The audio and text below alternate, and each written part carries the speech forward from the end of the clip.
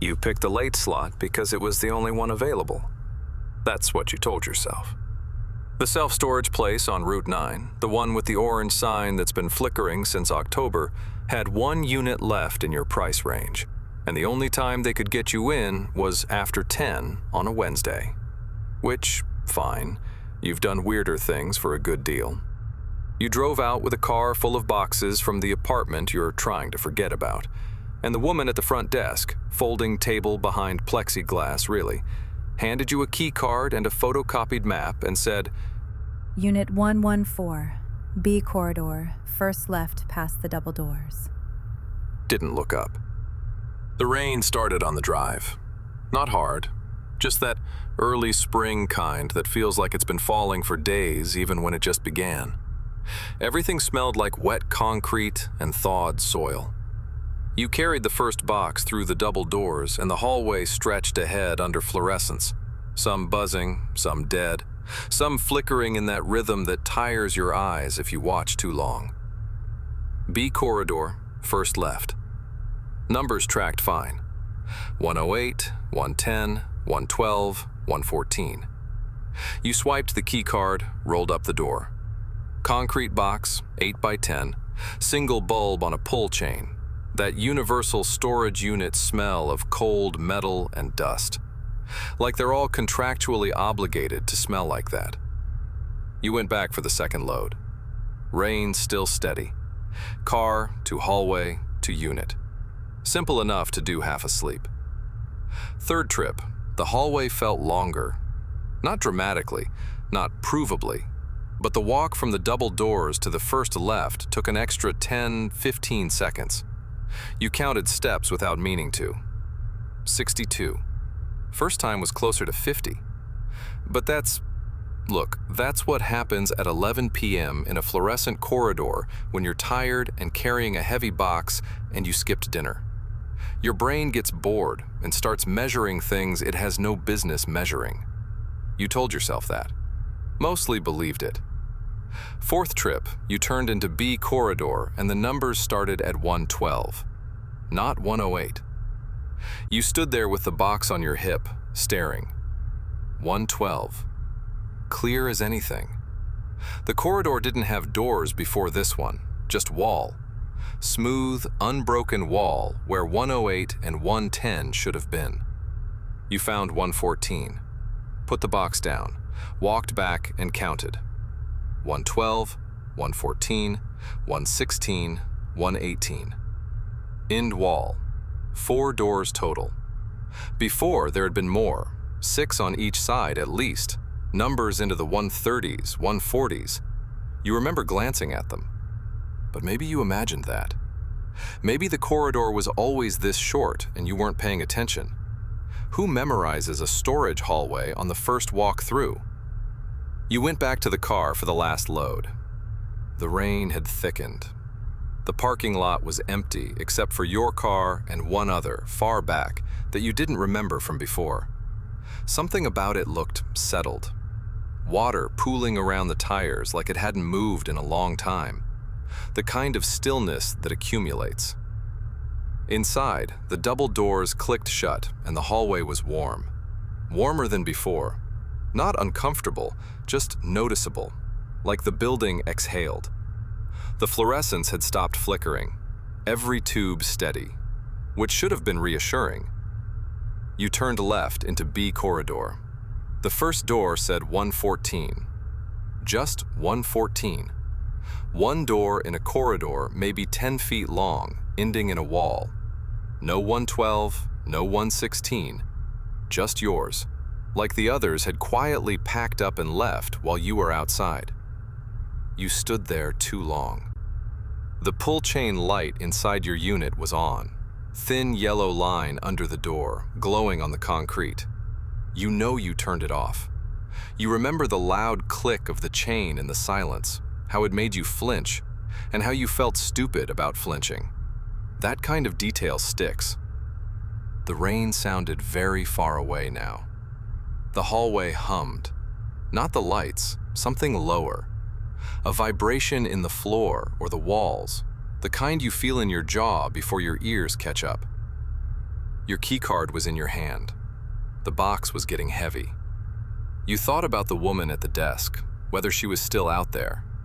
Thought about your car and the rain on its roof, and how that was 20 minutes ago, but already felt like a different night entirely. The building was bigger from the outside.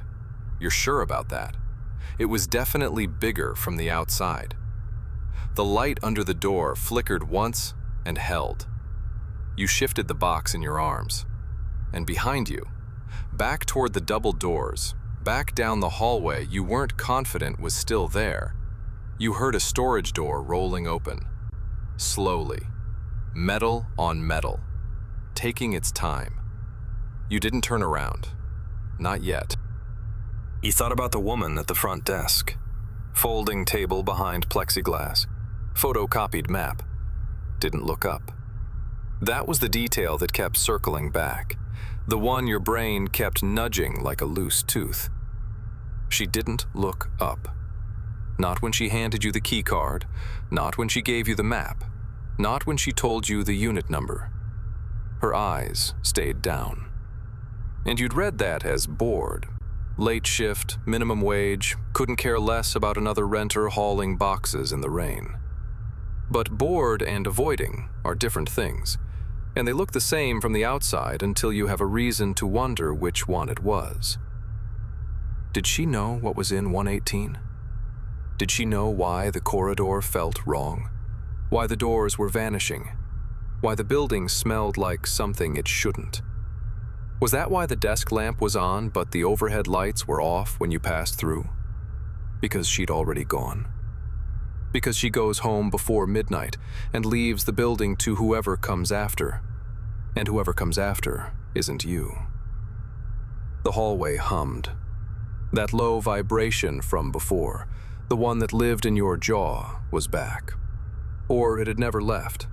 Maybe you'd just stopped noticing it the way you stop noticing a refrigerator until it cycles off.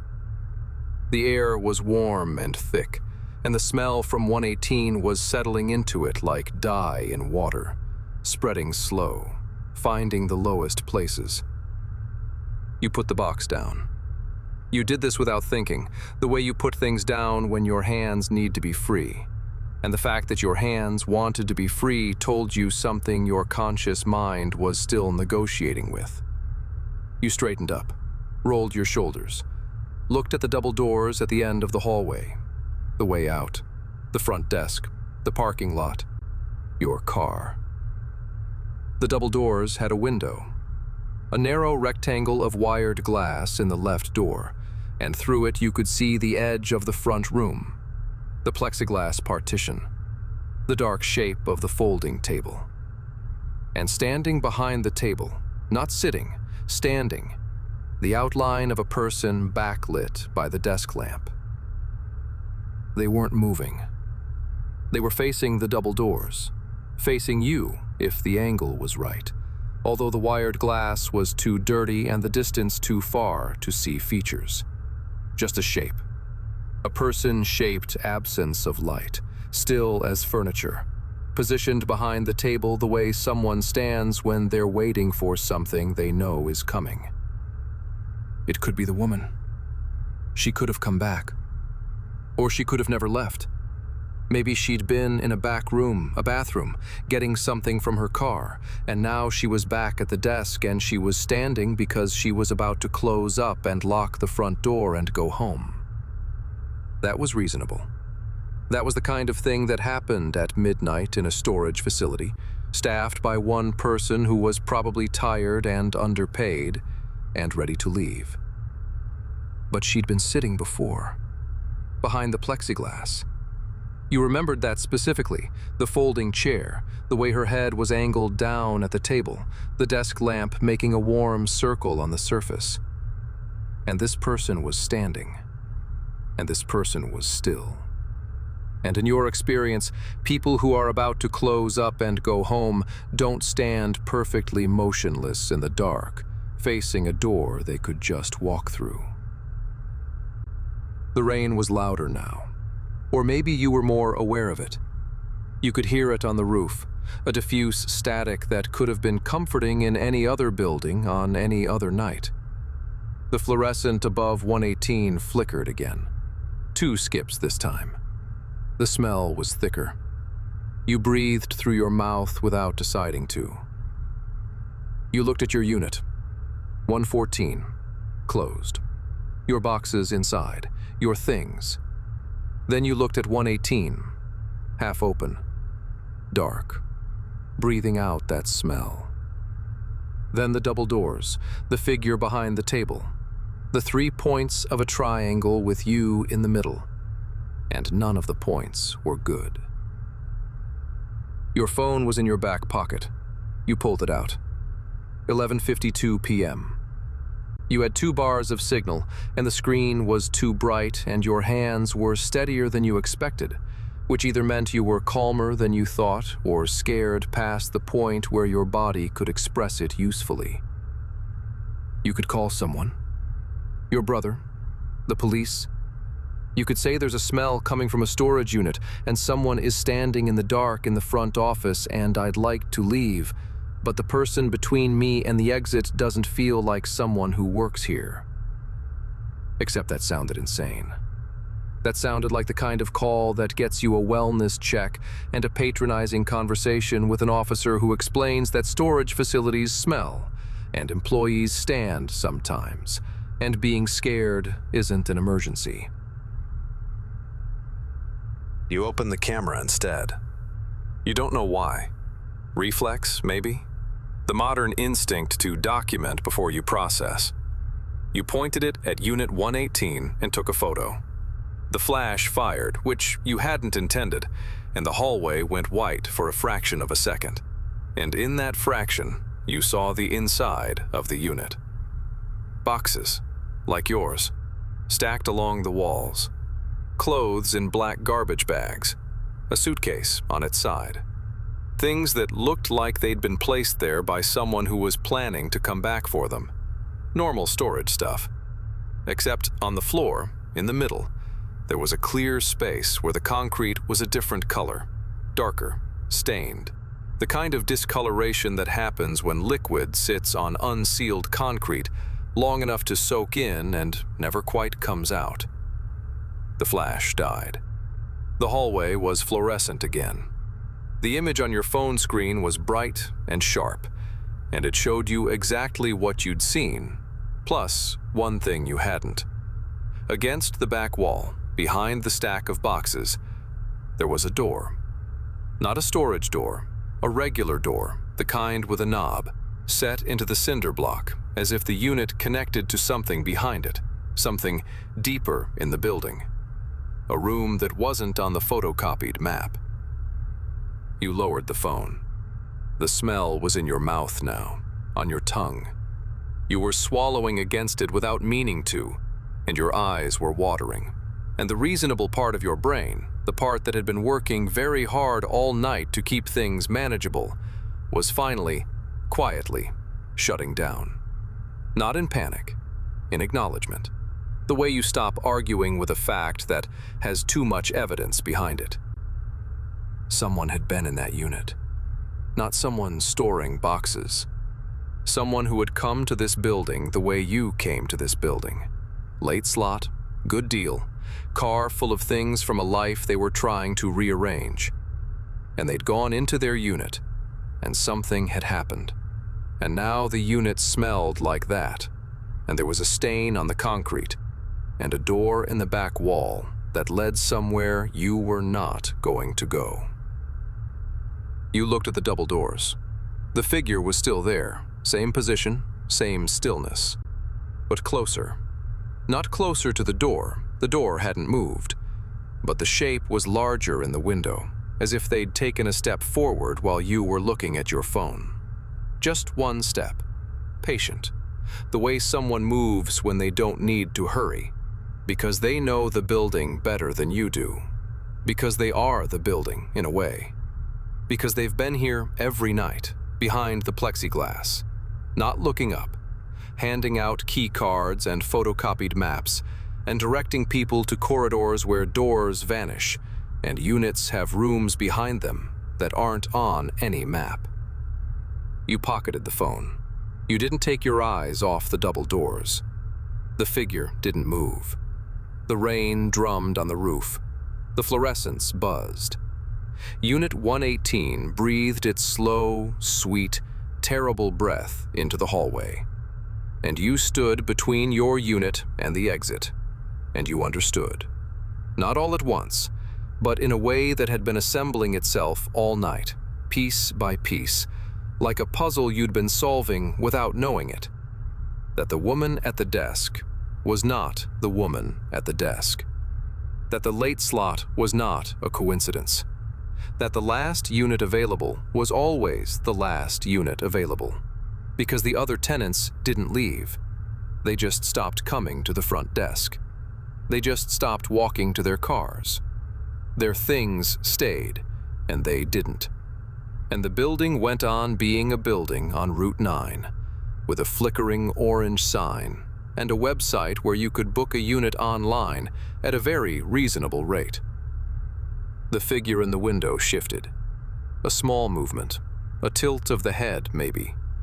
The kind of motion that means someone is looking at something more carefully, adjusting their angle, finding you in the fluorescent light of B corridor, the way you'd find a word on a page. Scanning, scanning. There. You had to leave. That was the only thought that mattered. You had to get past the double doors and through the front room and out the front door and into the rain and to your car. And you had to do it now, because the figure behind the table was between you and all of those things. And every second you stood here was a second they had to decide what happened next. You started walking. Not toward the double doors. You walked deeper into B corridor, toward the end wall. Because the building had been doing things with space all night, and you'd been scared of that, but now you were thinking about it differently. If the corridor had been shorter than it should be, if doors were vanishing, if distances were wrong, then maybe the walls were wrong too. Maybe the end wall of B corridor wasn't the edge of the building. Maybe there was a fire exit, a maintenance door, a seam in the cinder block where the construction didn't quite meet. Anything that led outside. The end wall was 10 feet past your unit. You walked to it, put your hand on it. Cinder block, cold, solid. No door, no seam, no window, just wall. You pressed your palm flat against it, and it was real and final, and it meant the only way out of this corridor was back the way you came, past Unit 118, through the double doors, past whoever was standing behind the table in the dark. You turned around. The hallway stretched ahead of you, the double doors at the far end, the figure in the window, still there, still. Unit 118, half open, exhaling. And then the lights went out. Not a flicker, not a brownout. Every fluorescent tube in the corridor died at once, and the darkness was total. The kind of dark where your eyes don't adjust because there's nothing to adjust to.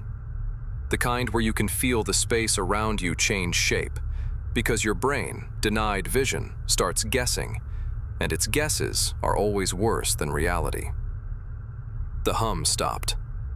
The rain was still there, muffled and far away, but the electrical hum that had been constant all night, the one you'd stopped hearing, the one that lived in the walls, was gone, and the silence it left behind was the loudest thing you'd ever heard. You pressed your back against the end wall. The cinder block was cold through your shirt. You couldn't see the double doors. You couldn't see Unit 118. You couldn't see your own hand. You could smell 118, though. That hadn't gone anywhere. And underneath it, closer, a different smell, warmer, human. The smell of someone who had been standing in a room for a long time. Sweat and fabric, and something metallic that you didn't want to identify. Someone was in the corridor with you. You knew this the way you know someone is watching you before you turn around and see them. Not evidence, Not logic. Something older. Something in the back of your skull that evolved in a world where the dark had things in it, and the things were patient, and the ones who waited to be sure didn't pass on their genes. You knew, and your body knew, and the conversation between the two was very short and very final. You moved. Left hand on the wall, sliding along the cinder block, guiding yourself forward. 1 step. 2. The wall was rough under your fingers. You could feel the mortar lines between the blocks, each one a ridge, each ridge a tiny landmark telling you that you were moving, that the wall was real, that the building still had edges, even if you couldn't see them. Your right hand found a door. Metal. The rolled-up corrugated surface of a storage unit. 114. Yours. It had to be yours. You'd only walked a few feet. Your fingers found the handle at the bottom, and you pulled up, and the door rolled open with that metal-on-metal sound that had been following you all night. And you didn't care. You didn't care about the noise because the unit was enclosed, and it had a door you could close behind you, and that was enough. You ducked inside, pulled the door down. The metal hit the concrete, and the sound echoed. And then it was quiet. You were in your unit, in the dark, on the floor, with your back against a box, and the door between you and the hallway, and whatever was in it. Your phone. You pulled it out. The screen light was blinding, and you fumbled the brightness down, and you opened the phone app, and you called your brother. And it rang once, twice, 3 times, and he picked up. His voice was thick with sleep and confusion, and he said your name like a question, and you said something. You don't remember what exactly. Something about the storage place, Route 9, something about needing him to come, needing him to call someone, needing him to... And he was asking what was wrong, what was going on, and you were trying to form sentences that didn't sound insane, and failing at most of them. You told him to call the police. You gave him the address. You told him Unit 118, and you told him the smell, and you told him there was someone in the building. And he was quiet for a second. A long second. The kind of second where someone decides whether to believe what they're hearing. And then he said, "Okay." He said he was calling. He said, "Stay on the phone." You stayed on the phone. You sat in your unit with the door down and the darkness pressing against the metal. And you listened to your brother's breathing and the faint tap of him dialing on another line, and the rain on the roof, and nothing else. No footsteps, no doors opening, no sound from the corridor at all. Just the rain and the breathing and the smell. Fainter now with your door closed, but still there, still underneath everything. A reminder that 118 was 3 doors away, and whatever was in it wasn't going anywhere. It took 22 minutes. You know because you watched your phone. 22 minutes of sitting in the dark with your back against a box and your brother's voice in your ear, saying the kind of things people say when they're trying to keep someone calm. It's okay, they're coming. Just stay where you are. And you stayed where you were, because where else were you going to go? You heard the sirens before the lights. Faint, then louder, then very loud. And then red and blue sliding through the gaps around your storage door, coloring the walls of your unit in slow, rhythmic sweeps. You heard the front door open. Voices, boots on concrete. Someone calling out, identifying themselves. The words flattened by distance and metal, but unmistakable in their authority. You stood up. Your legs were stiff. You rolled the door up, and the hallway was full of flashlight beams, and the fluorescents were still off, and there were 2 officers in the corridor, and they turned their lights on you, and you put your hands up because that's what you do when people with flashlights and badges find you in a dark building at midnight, and you don't want to become the kind of story that ends badly. They asked your name. They asked what you were doing here. You told them. You pointed at Unit 118. You told them about the smell and the stain and the door in the back wall. One of them walked to 118 and pointed their light inside, and you saw their posture change. Not dramatic, not a flinch, but a settling, a recognition. They said something into their radio that you couldn't quite hear, and then things started happening fast. It's later now, much later. You're home. You didn't drive yourself. Your brother came, and he drove your car while you sat in the passenger seat and watched the wipers and said almost nothing for 25 minutes. The police told you to come to the station tomorrow. They told you not to go back to the facility. They didn't tell you what they found behind the door in Unit 118, but the way they said the word investigation, slowly, carefully, like they were choosing it from a list of options and it was the gentlest one available, told you enough. You're in bed. The rain is still going. It's been going all night, steady and patient. And it sounds different now, because everything sounds different when you're listening to the world through the filter of something that changed you. The rain taps the window, and you hear metal on metal. You close your eyes, and you see the wired glass and the shape behind the table and the gap under the door of Unit 118, dark and breathing. They didn't find anyone in the front office. Your brother told you that. He'd been talking to the officers while you sat in the car. The folding table was there, the plexiglass, the desk lamp still on, but no one was behind it. No one was in the building at all, except you, and whatever was in Unit 118, which was not a person anymore, and hadn't been for a while. The woman at the front desk. You keep thinking about her. The key card, the photocopied map, the way she said the unit number without looking up. You're going to describe her to someone tomorrow. Her voice, her hands, whatever you can remember. And you already know it won't be enough. The details are going soft. Her face is a blur. Her voice is a shape without edges.